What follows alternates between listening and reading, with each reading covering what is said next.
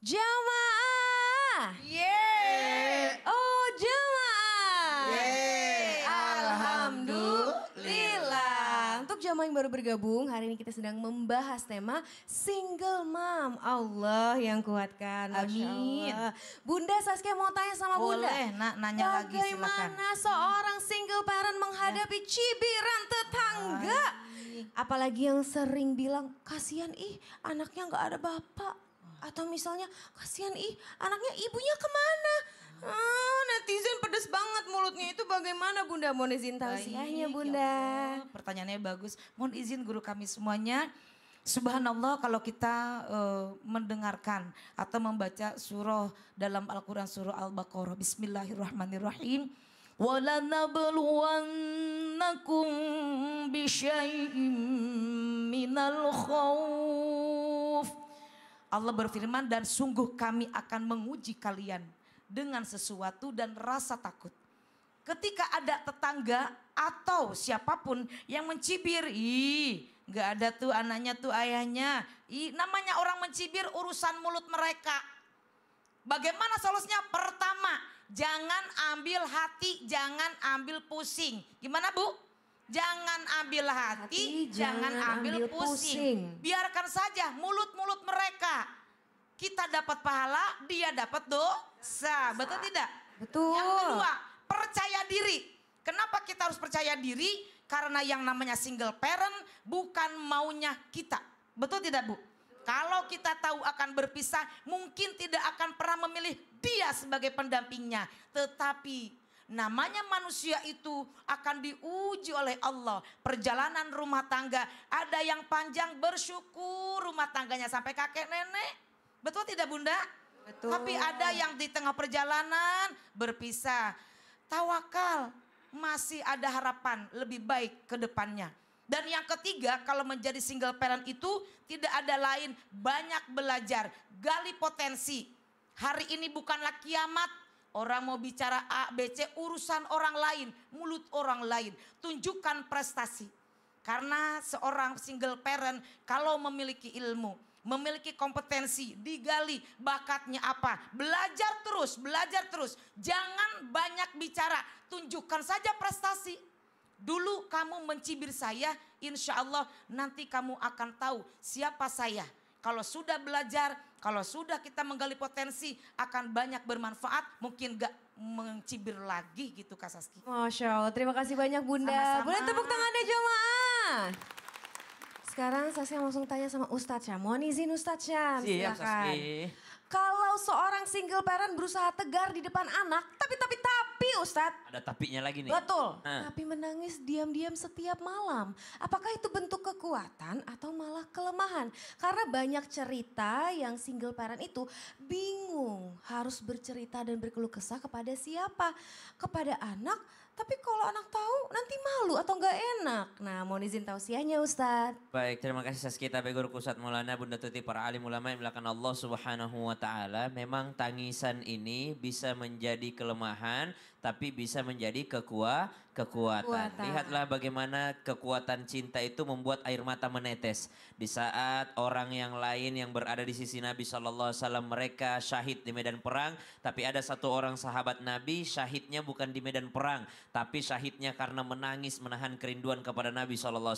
Siapa dia? Abu Bakar As-Siddiq radhiyallahu anhu. Tidak terbunuh di medan perang. Tapi dia dianggap mati syahid karena kerinduannya kepada Nabi Muhammad SAW. Begitu pula para ibu yang menangis tengah malam di atas sejadahnya berdoa kepada Allah Subhanahu wa taala untuk kebaikan dirinya, untuk kebaikan anak-anaknya ataupun untuk yang lainnya, maka air matanya bisa menjadi penghapus dosanya, maka air matanya bisa menjadi yang memadamkan api neraka untuknya. Maka jadikan air mata itu sebagai kekuatan. Air mata yang seperti apa yang menjadi kekuatan? Air mata yang ditumpahkan di hadapan Allah Subhanahu wa taala. Tapi ada air mata kelemahan juga, yang mana itu air mata yang ditumpahkan di hadapan manusia untuk mendapatkan belas kasihan dari manusia. Maka air mata yang seperti ini adalah air mata yang hina. Kenapa? Meminta-minta kepada manusia, bukan kepada Allah Subhanahu Subhanahu wa taala. Bagaimana dengan anak? Maka yang paling tahu sang anak tersebut adalah orang tuanya. Apakah sang anak sudah siap memandang air mata ibunya? Apakah sang anak sudah bisa diajak berbicara? Atau sang anak mungkin belum siap?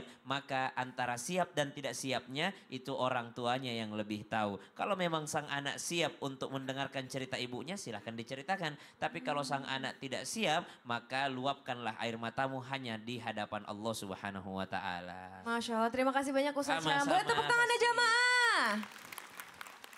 Jamaah. Yeay! Sekarang kita mau kasih kesempatan untuk jamaah yang ada di studio untuk curhat. Karena kita masuk ke segmen Curhat dong Ustaz.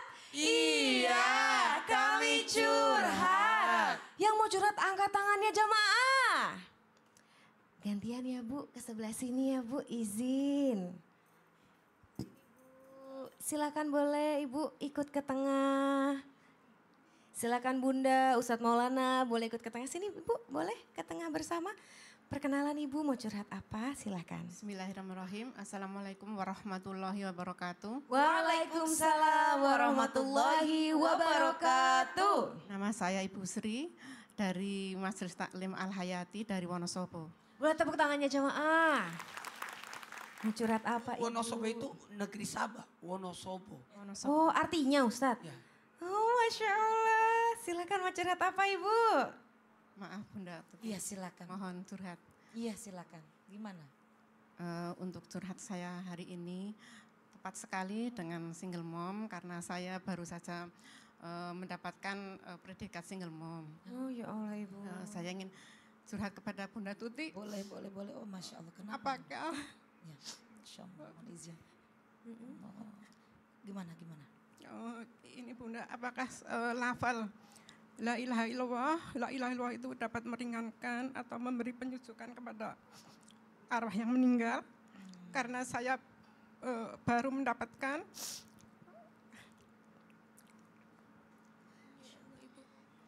Sabar ya Ibu, ya Allah. Gimana Bunda? Iya, Masya Allah.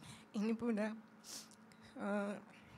karena saya melihat dengan mata kepala sendiri, saya sudah 3 kali itu sakaratul maut itu memang sangat pedih ya Bunda ya. Nah, kemudian saya menuntun dengan astagfirullahaladzim, la ilaha illallah. Baru beberapa kata-kata, baru 5 kali wajahnya berubah menjadi sejuk. Kemudian beliau menghembuskan nafas yang terakhir dengan sejuknya. Mohon pencerahan Bunda Tuti, apakah seorang istri dapat membantu mendoakan suami? Ya Allah, Ustadz boleh kita. Gini. Siapa yang akhir kalamnya adalah la ilaha illallah, maka dahal jannah. Man akhirul kalam la ilaha illallah, dahal jannah. Barang siapa yang akhir ayatnya mengucapkan la ilaha illallah, maka surga untuknya. Maka kalimat la ilaha illallah ini keistimewaannya sangat tinggi. Karena la ilaha illallah tidak ada riak di dalamnya. Coba la ilaha illallah itu tidak, bibir tidak bergerak, cuma lidah doang. Coba. Yang kedua, zikir yang terbaik adalah la ilaha illallah. Maka usaha ibu untuk menuntun suami ketika sakaratul maut dengan kalimat la ilaha illallah itu akan mengantarkan suami ibu masuk ke dalam jannah, ke dalam surga. Maka selamat Bu. Ibu adalah menjadi istri yang luar biasa, menuntun suami untuk masuk ke jalan surga. Amin. Masya Allah Ibu, keren banget. Boleh tepuk tangannya dulu jamaah untuk ibunya. Masya Allah. Nah, Terima kasih kepada Ustadz Syam tadi pencerahannya. Saya tidak berani menangis di depan anak saya.